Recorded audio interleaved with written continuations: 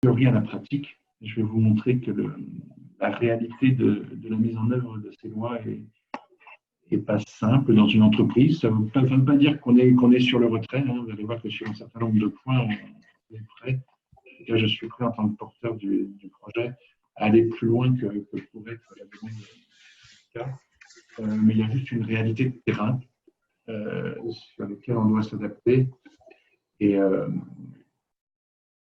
donc, pour cette mise en œuvre, c'est clair que cette mise en œuvre, ces lois sont parues en 2017. L'écriture du premier plan de vigilance, pour moi, a été sur la fin 2017. Je suis en train de mettre en ligne le deuxième plan. La demande de plan de vigilance nous demande de faire un reporting de sa mise en œuvre. Sachez qu'Orange est une entreprise qui est française, mais qui est aussi multinationale, qui est installée sur pays à travers le monde, avec essentiellement les pays situés en Europe, Europe de l'Est, Afrique et Moyen-Orient, près de 200 pays en B2B. La notion de partir du corporate, hein, du central pour le faire est salvatrice, parce que vous imaginez bien que si on avait fait, comme on dit en anglais, du bottom-up. Sur la deuxième écriture, ça a été un très bel exercice, je veux dire, pour une entreprise, parce que les droits humains, la santé, sécurité et l'environnement, qui sont les trois risques fondamentaux du devoir de vigilance, sont des choses qui étaient travaillées par l'entreprise, hein, complètement sur ce genre de risque, mais l'arrivée de la loi nous a permis de mettre ces risques au plus haut niveau de notre hiérarchie des risques. Et ça a été vraiment très, très bénéfique. Hein. Donc, c'est quelque chose qui s'est imposé à notre groupe, c'est quelque chose qui a permis à l'environnement RSE, responsabilité des entreprises, de faire vivre ces sujets au plus haut niveau, et surtout au sens de la gouvernance. Au sens de la gouvernance, de le faire vivre au plus haut niveau, et bien sûr auprès de son conseil d'administration. Donc, pour nous, beaucoup de travail, mais une très belle loi. La loi donc s'articule autour d'un certain nombre de choses. J'ai dit l'importance de la cartographie des risques. Orange a été primé, hein, meilleur plan de vigilance des instituts du CAC 40 en France, essentiellement parce que sa cartographie est remontée au plus haut niveau, comme je vous le disais, et puis aussi par son approche qu'elle a avec ses fournisseurs. Et on arrive au point de la réunion d'aujourd'hui, qui est le mécanisme d'alerte. On avait, comme beaucoup d'entreprises, un mécanisme d'alerte pour l'éthique. Et là, je passe sur le slide où c'est un travail qui a été fait par EDH. Nous sommes au bord de l'EDH et nous travaillons avec l'EDH, Entreprise pour les droits de l'homme, qui a essayé de faire une revue de ce qui a été produit en termes de mécanisme d'alerte dans la dernière année. Et clairement, Orange était aligné à ce qui s'est fait dans toutes les autres entreprises, c'est-à-dire qu'on avait un mécanisme d'alerte déjà opérationnel autour de l'éthique. La loi Sapin 2 s'est accrochée à ce mécanisme d'alerte interne pour y mettre les notions de corruption. Et nous, de notre côté, on s'est aussi accroché à ce mécanisme existant. C'était quand même une solution intéressante dans la mesure où le système était tout de suite opérationnel. Hein. Il fonctionne par une adresse mail, donc il est accessible. Le rendre accessible de l'extérieur était simple, puisque c'était une adresse mail. Tout le monde, si on pouvait mettre cette adresse en visibilité, tout le monde pouvait y accéder. Et vous voyez que l'ensemble des autres entreprises du CAC 40 ont fait un peu la même démarche que nous, avec comme enjeu de communiquer de manière appropriée auprès des potentiels utilisateurs et leur donner confiance dans le dispositif. Hein. Il y a une sorte de confiance réciproque qui doit s'installer entre les futurs utilisateurs et les lanceurs d'alerte d'entreprise. Et puis s'assurer que le dispositif d'alerte puisse être prêt, utilisé par toutes les parties de l'entreprise, complété le cas échéant par d'autres mécanismes de niveau opérationnel. Donc, quand on rentre dans l'environnement des mécanismes d'alerte et qu'on regarde sur les 29 pays ou les 200 pays du B2B, on se rend compte qu'en dehors du système éthique qui a été mobilisé pour y introduire les notions de santé, sécurité, droits de l'homme et environnement, il existait des dizaines et des dizaines d'autres mécanismes d'alerte qui pouvaient d'une manière ou d'une autre se relier aux trois grands enjeux du plan de vigilance, mais qui étaient locaux. Il y a des tas de mécanismes d'alerte de signalement RH, par exemple, hein, pour tout ce qui est terrassement, pour tout ce qui est dénonciation, diversité, des choses de ce type-là. Donc, on a des mécanismes qui tournent. Et vous voyez que ces sujets-là rentrent complètement dans le devoir de vigilance. Et puis les pays, à l'autre bout du monde, en Afrique, ont aussi leurs propres mécanismes et leurs propres procédures. Donc l'enjeu pour nous était de pouvoir tenir compte de ces mécanismes. Alors, par rapport à ce qui a été présenté, Madame Lelouch disait qu'il fallait un mécanisme central, c'est ce qu'on a fait, mais il fallait aussi éventuellement mobiliser d'autres mécanismes locaux pour faire vivre le mécanisme central. Là, je le formulerai différemment. Je dirais que notre problématique est maintenant, et on est en cours de le faire, de connecter les mécanismes locaux qui répondent aux besoins du devoir de vigilance au mécanisme central qu'on est en train de mettre. Le traitement d'alerte doit aussi être fait de façon locale, même s'il y a un certain nombre de recommandations sur les droits de l'homme, santé, sécurité et environnement viennent. Donc voilà un peu le paysage que je voulais vous expliquer. Le mécanisme qui a été mis en place, et là je vais parler un peu processus, j'en suis désolé, mais c'est le seul moyen de s'en sortir. Vous avez sous les yeux un support qui vous montre un peu le processus que l'on a retenu pour traiter les alertes. 3 mois, en gros, pour rentrer à l'intérieur de ce processus. Donc le salarié, à travers une adresse qui est rappelée ici, qu'on retrouve sur ontologie.alerte.com, et on retrouve aussi l'adresse du lancement d'alerte à l'intérieur de notre plan de vigilance, qui est publié sur le blog d'Orange. Donc le salarié lance une alerte. On a un premier niveau de vérification de la recevabilité de l'alerte. C'est clair que ce qui effraie l'entreprise, c'est bien sûr l'ouverture du système d'alerte à autant de sujets, et surtout l'ouverture du système d'alerte à l'extérieur. Et donc, ce qui effraie l'entreprise, c'est le processus de gestion d'un nombre incalculable d'alertes. Alors, à pratique, on se rend compte que ce n'est pas si incalculable que ça. Premier niveau, donc vérification de la recevabilité. Si la recevabilité n'est pas la bonne, c'est un rejet de la demande et on détruit les données dans les 2 mois. Si par contre l'alerte est identifiée et est retenue, dans ce cas-là, on passe dans un système de traitement et vous avez vu qu'on a fait un système unique pour l'ensemble des sujets.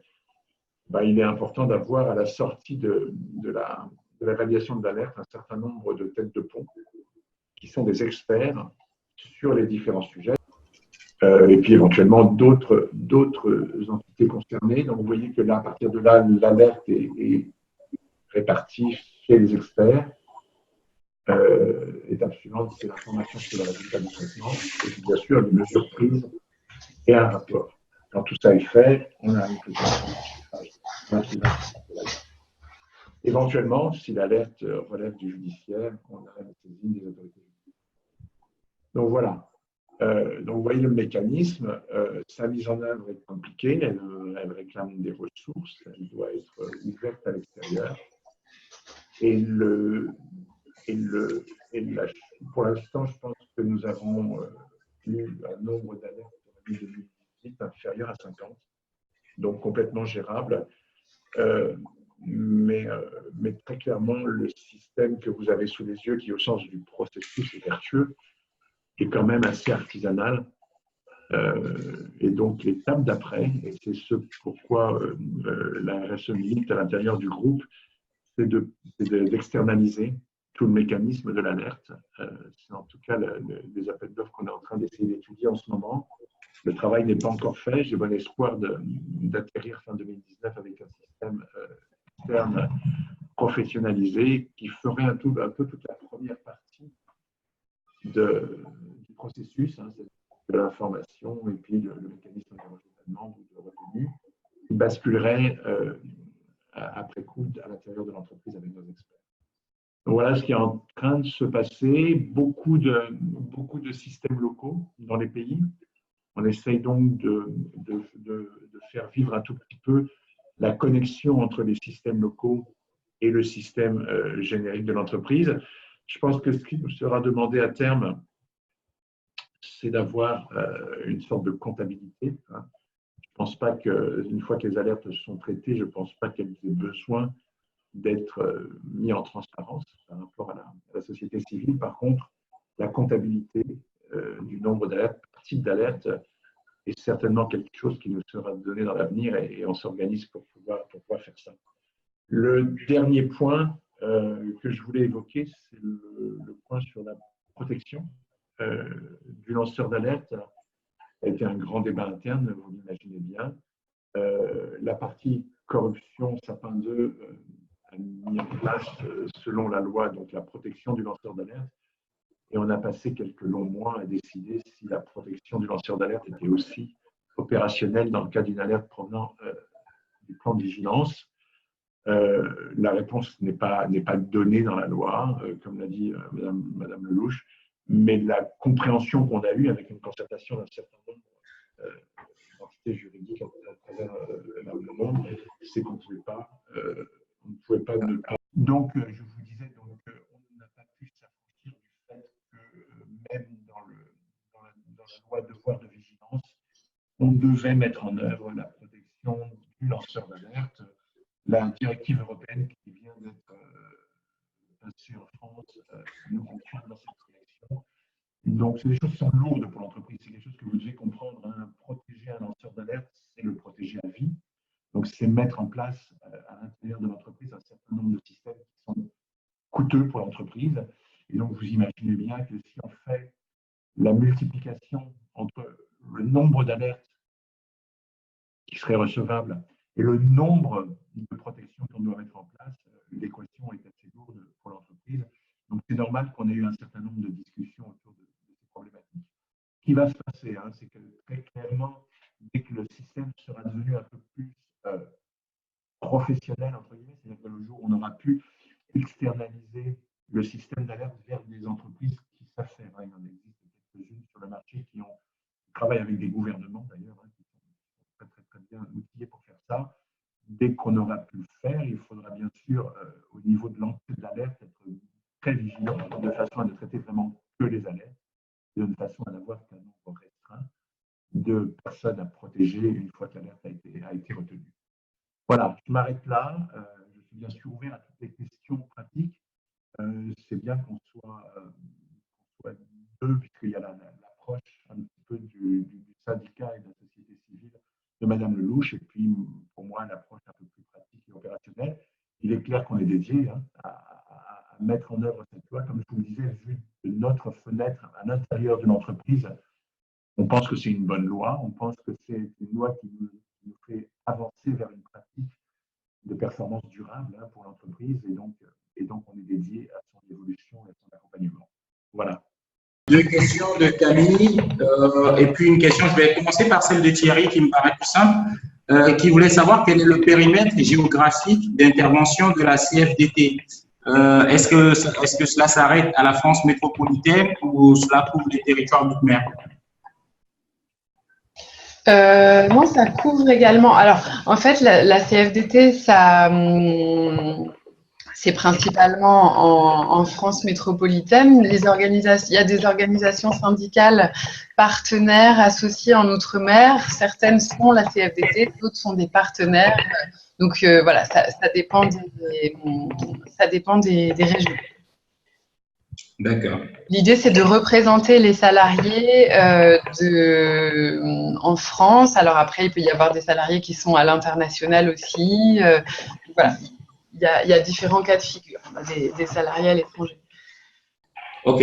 Alors, il y a Camille qui voulait savoir comment alors par rapport au mécanisme d'alerte et de recueil des signalements, parce que la loi sur le devoir de vigilance dit qu'elle est ouverte aux personnes morales, et en même temps, vous avez dit que tout ce qui est relatif aux plaintes ou aux mécanismes de signalement, d'alerte et de recueil des signalements est traité en interne en concertation avec les organisations syndicales. Donc, Camille voulait savoir comment vous pouvez conclure que ces mécanismes d'alerte soient ouverts aux personnes morales si elles doivent être établies en concertation avec les organisations syndicales en interne. Alors, l'esprit de la loi, c'est qu'en fait, on est dans une logique de prévention des risques d'atteinte graves aux droits de l'homme, à l'environnement, à la santé et sécurité. Donc, qui peut alerter sur un risque? Ben, en fait, c'est toute personne, mais aussi une ONG, ça peut être une organisation syndicale. L'idée, c'est que ça puisse être assez large. Ensuite, c'est le mécanisme qui traitera le signalement pour savoir s'il est recevable, s'il constitue un risque d'atteinte, etc. Mais l'idée, c'est qu'il y ait une très grande accessibilité du mécanisme dans le cadre de la loi de devoir de vigilance. Ce n'est pas le cas pour Sapin 2, c'est un peu plus fermé. D'accord. Et Olivier, j'enchaîne toujours dans la même ligne d'idée. Olivier, vous voudrez savoir si vous pensez qu'il y a entrave si un mécanisme d'alerte n'a pas fait l'objet d'une concertation interne avec les syndicats. Ça, c'est un point à discuter selon les cas. Pour qu'il y ait entrave, il faut qu'il y ait violation.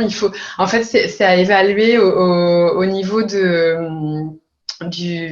comité social et économique et voir un peu au cas par cas. On ne peut pas répondre systématiquement.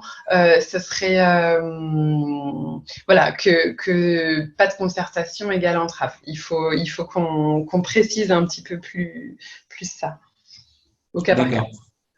D'accord. Et par rapport aux mesures de protection des lanceurs d'alerte qui ne sont pas prévues par la loi sur le devoir de vigilance, il y a Camille qui voulait savoir s'il n'y avait pas possibilité ou si ce n'était pas envisageable d'étendre les mesures de protection du lanceur d'alerte prévues par la loi Sapin 2 au dispositif d'alerte du devoir de vigilance. En fait, c'est tout l'objet de la concertation, de l'implication des représentants des salariés. L'idée, c'est effectivement d'arriver au mécanisme le plus protecteur, le plus précis, pour arriver à ce qui soit le plus efficace et possible. Donc oui, s'inspirer de Sapin 2 peut être une très bonne idée en ouvrant le dispositif et nous, l'idée d'associer les représentants des salariés, c'est d'avoir un système qui corresponde à la réalité du terrain. C'est pas de faire en caricaturant juste une boîte aux lettres que personne connaîtrait. Du coup, et ce que je pointais aussi dans ma présentation, c'est que associer les salariés, leurs représentants, c'est aussi revenir les voir et rediscuter du mécanisme d'alerte. Est-ce qu'on a eu beaucoup de signalements? S'il n'y en a pas eu, est-ce qu'il n'y a pas un problème? Est-ce que le mécanisme est suffisamment connu? Est-ce qu'il ne faut pas le revoir? Est-ce qu'il ne faut pas l'adapter? Et ça, c'est l'objet d'une discussion. On n'a pas, de recommandation d'un mécanisme qui serait parfait partout et en tout temps. C'est vraiment quelque chose qui se construit avec les parties prenantes et notamment avec les représentants des travailleurs qui sont au cœur de la société, de l'entreprise. D'accord. Alors, moi, j'avais une question, alors deux peut-être. La première, c'est, vous avez suivi la présentation de M. Nissim. Qu'est-ce que vous en pensez? C'est extrêmement intéressant de voir ce que concrètement les groupes mettent en place. Moi, je regrette toujours le manque d'association au départ des représentants des salariés. Après, j'entends bien que cette loi, elle est toute récente, que les entreprises en sont à leur année 2 de l'exercice et qu'il faut déjà se mettre en conformité. Donc, on leur laisse évidemment un délai d'adaptation pour savoir déjà de quoi on parle et comment on se met en place. Mais notre souhait, c'est effectivement d'associer, d'embarquer au plus tôt la partie prenante interne que sont les salariés et qui est un peu le gage d'un mécanisme adapté, réactif. Voilà. D'accord. J'avais presque oui, je pensais la même chose aussi. Mais il y a quelque chose que je saluais quand même, c'est aussi cet engagement cet engagement de l'entreprise et puis le fait que ce soit vraiment saisi comme une question de gouvernance. Et comme on le disait dès le départ, voilà, ça reste toujours amélioré et puis on va laisser le temps au temps pour voir ce que ça va donner. Alors, moi, ma deuxième question, elle est un peu spécifique. Est-ce que vous travaillez avec des syndicats dans les pays du Sud? La CFDT travaille en coopération avec des organisations syndicales qui sont membres de la Confédération syndicale internationale. C'est pour nous un gage d'indépendance et d'autonomie. Et donc, la CFDT a un certain nombre de partenaires dans des pays en développement. Il y a des échanges d'expériences et de pratiques. On essaye de travailler en réseau sur des sujets qui s'arrêtent pas à nos frontières, évidemment. Et la CFDT a un institut de coopération où j'ai d'ailleurs travaillé auparavant, qui s'appelle l'Institut Belleville et qui met en place des projets de coopération. Voilà, c'est un peu l'agence de coopération de la CFDT. C'est historique et ça, voilà, c'est principalement avec l'Afrique de l'Ouest francophone, mais aussi avec le Brésil, l'Inde, le Cambodge. Voilà, il y a un certain nombre de partenariats historiques. D'accord. Alors, survient une autre question qui est de savoir, est-ce que sur la mise en place des mécanismes d'alerte ou le devoir de vigilance qui incombe, alors qui regarde aussi les filiales de multinationales, est-ce que vous avez déjà eu à travailler avec les syndicats des pays du Sud, bon, d'Afrique francophone, Afrique de l'Ouest par exemple, sur ces questions? Est-ce que la CFDT a déjà été sollicitée par des syndicats partenaires par rapport à la mise en place de ce mécanisme d'alerte? Bon, si je prends l'exemple de Orange, par exemple, est-ce que dans une des filiales de Orange au Sénégal ou en Côte d'Ivoire, est-ce qu'il y a un syndicat partenaire qui vous a sollicité en vous disant, écoutez, il y a ceci qui se met en place, comment est-ce que, avez-vous une idée de comment ça s'est passé en France? Si oui, quels sont les conseils ou comment nous aider à pouvoir travailler avec les 4 dirigeants de l'entreprise? Nous, on souhaite travailler avec les équipes. On n'a pas encore été sollicité directement pour de l'accompagnement d'équipe, mais c'est ce qu'on va mettre en place. En fait, là, notre idée, c'était d'avoir des outils pour faire connaître ces nouveaux dispositifs, faire savoir qu'il y a une expertise qui est à disposition des équipes, essayer de travailler avec certaines. Donc, ça fait partie des projets. Pour l'instant, c'est en cours de construction. On travaille ponctuellement avec des équipes en France, mais pas encore au jour le jour avec des équipes à l'étranger. D'accord. Je vais vous poser une dernière question de mademoiselle Anna et ensuite je me retournerai vers monsieur Thierry, monsieur Nissim pour lui poser des questions. Alors, dans votre exposé, vous avez expliqué que alors, elle dit, Madame Lelouch explique dans sa présentation qu'une procédure exceptionnelle est prévue dans le cadre du signalement et qu'en cas de danger grave, le lanceur d'alerte peut saisir immédiatement le régulateur sans d'abord saisir en interne. Et donc, elle voulait savoir si c'est au lanceur d'alerte d'apprécier lui-même s'il y a danger grave et de s'octroyer le droit de saisir le régulateur. Oui, en cas de danger grave ou en présence d'un risque de dommage irréversible, oui, il lui appartient oui, il peut prendre l'initiative de saisir directement, de sauter le palier de l'interne. Avez-vous eu des retours d'expérience quant au nombre de procédures d'alerte lancées ou en cours? Non, on travaille avec nos équipes, mais on n'a pas une vision globale, systématique, qui recenserait toutes les alertes dans tous les secteurs, etc. Nous, j'ai oublié de préciser, mais là, je suis au niveau du siège à la CFDT et du coup, après, il y a une organisation par champ professionnel, etc.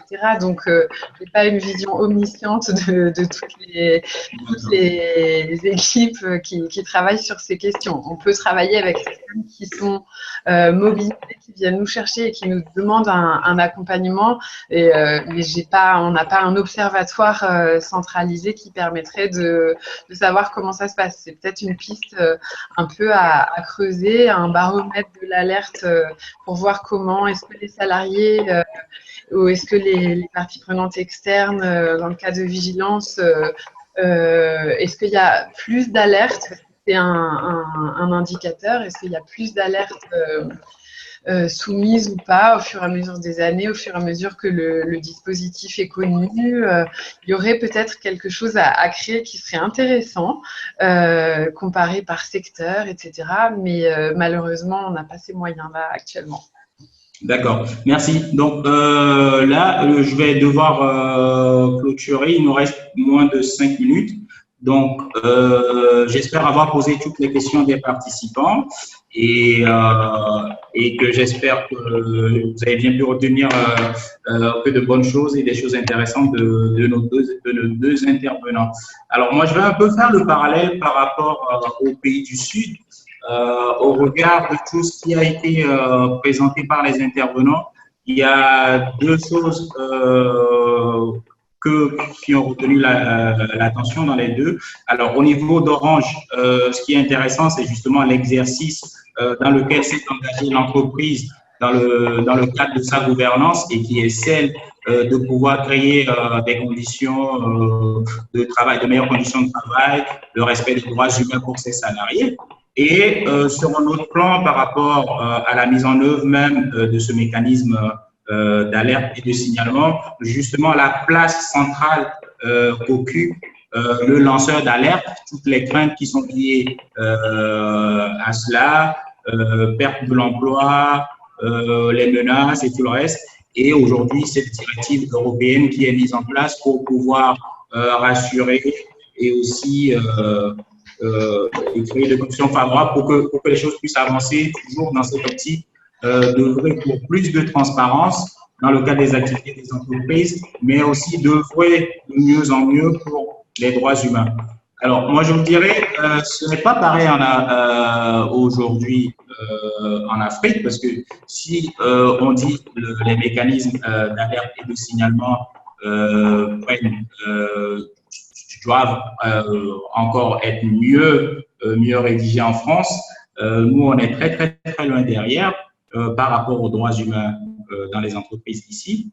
Nous avons les filiales de multinationales, d'une part, les grandes entreprises au sein desquelles on a des expatriés qui ont des parts et les petites entreprises locales.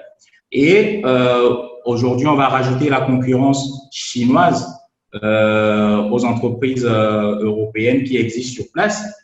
Et avant d'arriver même sur la question des mécanismes d'alerte, il convient de rappeler que les cadres juridiques africains, francophones surtout, sont à quelques modifications près du copier-coller du cadre juridique français. Et donc, ces cadres sont transposés, mais ne sont pas forcément appliqués. Ensuite, les problèmes criards dans les entreprises, moi je vais donner l'exemple du Togo ici, c'est qu'il y a plusieurs manquements dans le management. On n'a pas les déclarations d'ouvriers, l'absence des équipements de protection individuelle, l'absence de contrat pour tous les employés, le non-respect des horaires de travail, la liberté syndicale surtout. Et aujourd'hui, à ma connaissance, les mécanismes d'alerte et de signalement n'existent dans aucune entreprise que moi j'ai visitée à ce jour. Les filiales d'entreprises françaises sont au courant qu'elles doivent mettre en place localement un plan de vigilance. Toutefois, les autorités locales qui sont censées encadrer et suivre cela ne sont elles-mêmes pas au courant de l'existence d'une telle loi. Je le dis, j'aborde le sujet parce que j'en ai parlé au cours d'une réunion la semaine dernière. Personne ne connaissait la loi sur le devoir de vigilance. Alors, quand c'est comme cela, que font les entreprises? On se recroqueville derrière le cadre juridique national.